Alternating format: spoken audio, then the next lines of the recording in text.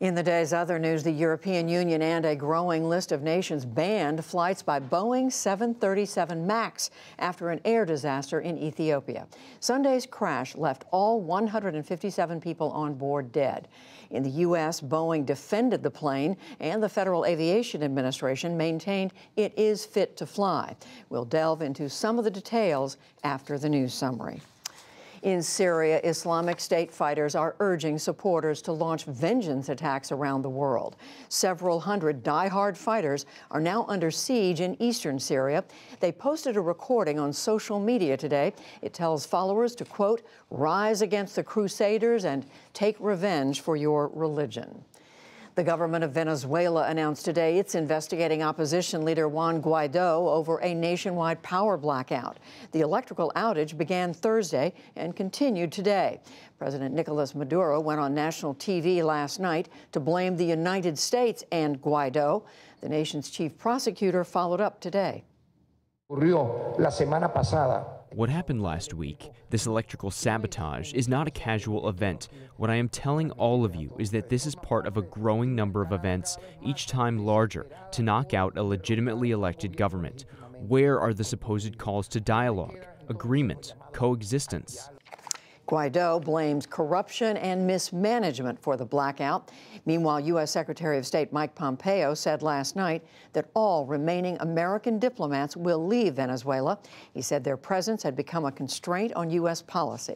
And the American Special Representative Elliott Abrams promised today that significant new sanctions are coming soon. The United Nations reports that at least 535 people were killed in western Congo over the course of 3 days in December. Investigators say it happened in Yumbi territory when members of one group attacked a rival group with guns and gasoline. The report says that the campaign may amount to crimes against humanity. Back in this country, there is word that apprehensions along the U.S. border with Canada are growing.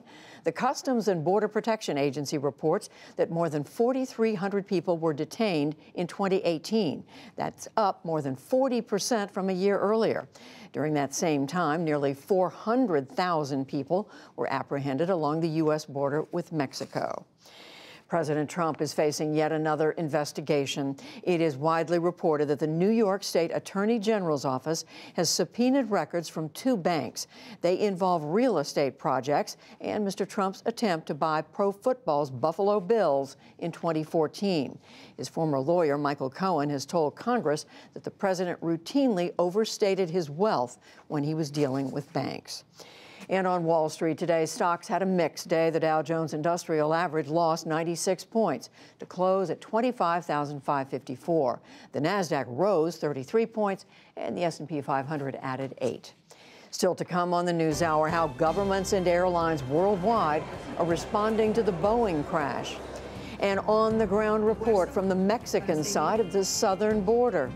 Federal investigators charge dozens for widespread college admissions fraud. A Chicago activist on ending gun violence, and much more.